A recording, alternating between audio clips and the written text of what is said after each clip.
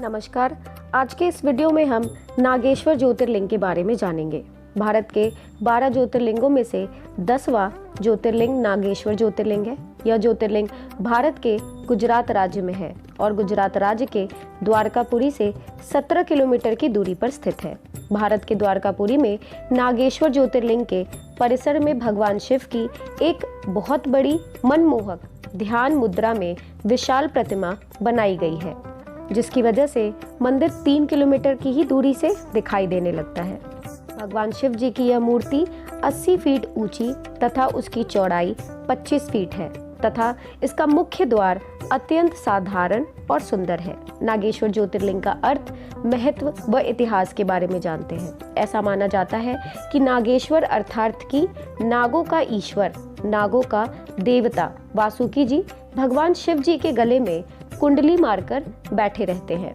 इस मंदिर में स्थापित ज्योतिर्लिंग का दर्शन करने वालों के लिए भगवान शिव जी की बहुत महिमा है। कहा जाता है कि इस मंदिर में विष से संबंधित सभी रोग से मुक्ति प्राप्त हो जाती है। भगवान शिव जी के 12 ज्योतिर्लिंगों में स्थापित श्री विश्वनाथ का यह 10वां ज्योतिर्लिंग माना जाता है।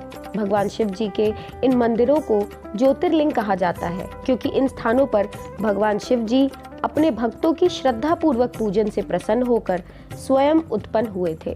धार्मिक ग्रंथों के लेखों में कहा गया है कि इस पवित्र ज्योतिर्लिंग के श्रद्धा पूर्वक दर्शन करने से पापों से मुक्ति प्राप्त होती है। हिंदुओं का यह प्राचीन एवं प्रमुख मंदिर केवल भगवान शिव जी को समर्पित है, जिसमें शिव जी की श्रद्धा पूर्वक पूजा आराधना नागेश्वर के रूप में की जाती है। इस ज्योतिर्लिंग को रुद्र संहिता में भी द्वारकावने नागेश के नाम से भी जाना जाता है। नागेश्वर ज्योतिर्लिंग की धार्मिक मान्यताओं को आइए जानते और समझते हैं। धार्मिक मान्यताओं के अनुसार भगवान शिव को नागों के देवता के रूप में जाना जाता है। नागेश्वर का संपूर्ण अर्थ नागों का ईश्वर है। पौराणिक कथाओं में इस ज्योतिर्लिंग के दर्शन की कथा एक बड़ी विशाल महिमा बताई गई है।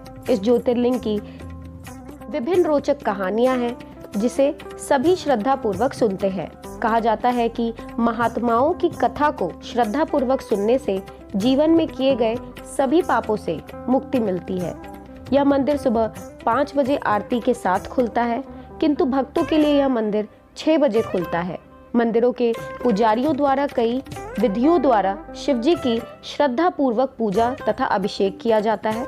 भगवान शिव जी के द्वार पर आने वाले श्रद्धालुओं के लिए शाम 4 बजे श्रृंगार दर्शन होता है। तत्पश्चात गर्भगृह में प्रवेश करने पर प्रतिबंध होता है। यहाँ पर पुजारियों द्वारा भगवान शिव जी की शाम की आरती संध्या 7 बजे की जाती है, अर्थात भक्तों के दर्शन का समय रात्रि 9 बजे समाप्त हो जाता है। भगवान शिव जी के त्योहार और विशेष रूप शुभ अवसर पर यह मंदिर अधिक समय तक खुला रहता है। आइए जानते हैं नागेश्वर ज्योतिर्लिंग का निर्माण कार्य। भगवान शिव जी के इस 10वीं ज्योतिर्लिंग का निर्माण कार्य अत्यंत अद्भुत तथा सौंदर्यकरण विधि से करवाया गया है। नागेश्वर मंदिर के मुख्य गर्भगृह के निचले स्तर पर भगवान शिव जी के इस ज्योतिर्लिंग को स्थापित किया गया है। इस ज्योतिर्लिंग के ऊपर भगवान शिव जी का एक चांदी का बड़ा नाग स्थापित किया गया है। इतना ही नहीं, इस अद्भुत ज्योतिर्लिंग के पीछे ही माता पार्वती की प्रतिमा की स्थापना भी की गई है। इस ज्योतिर्लिंग का मंदिर अत्यंत अद्भुत सौंदर्य पूर्वक तरीके से बनाया गया है। कहा जाता है कि जिन श्रद्धालुओं को ज्योतिर्लिंग का अभिषेक करना है, वहां के पुजारियों से अनुरोध करके सफेद धोती पहनकर अभिषेक करवाते हैं। आइए जानते हैं नागेश्वर ज्योतिर्लिंग की पौराणिक कथाओं के बारे में। धार्मिक पुराणों के अनुसार कहा जाता है कि सुप्रिय नामक एक धार्मिक तथा सदाचारी वैश्य था। वह भगवान शिव जी का परम भक्त था। वह इतना शिव प्रेमी था कि भगवान शिव जी की दिन भर आराधना और ध्यान में लीन रहता था। वह अपने कार्य भगवान शिव जी को अर्पित करके ही करता था। मन, कर्म, वचन सबसे वह शिव जी की पूजा में लगा रहता था। उसकी श्रद्धा पूर्वक शिव जी की पूजा आराधना से द्वारुक नाम का राक्षस अत्यंत घृणा करता था। वह निरंतर यह प्रयत्न करता था कि उसकी पूजा आराधना में विघ्न पैदा करे।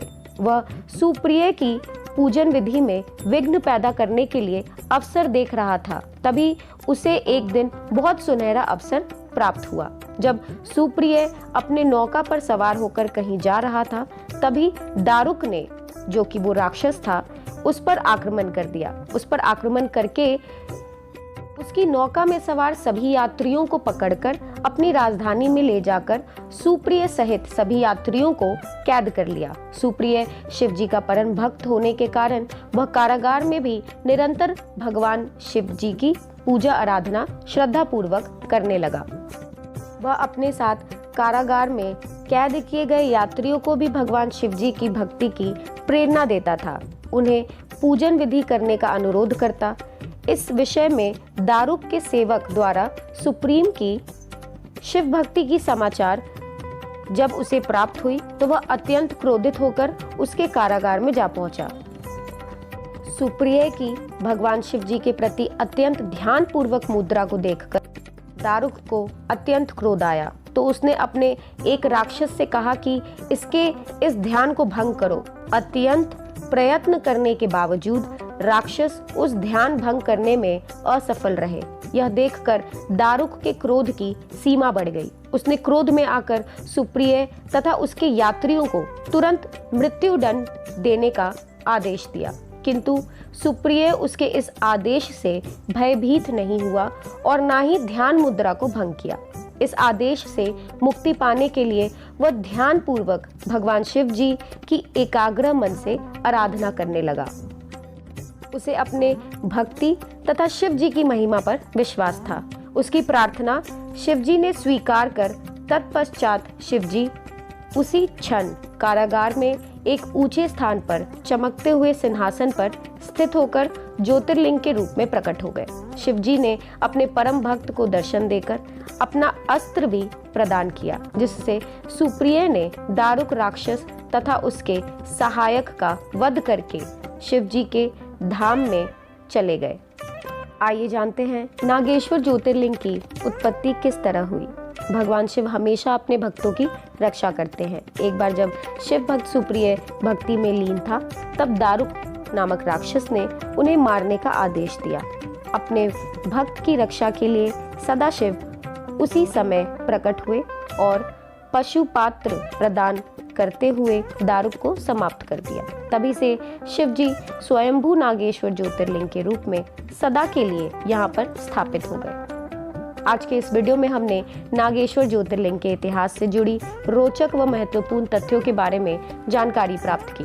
हम इसी तरह की इतिहास व धार्मिक कथाओं से जुड़ी और रोचक जानकारी आपको देंगे।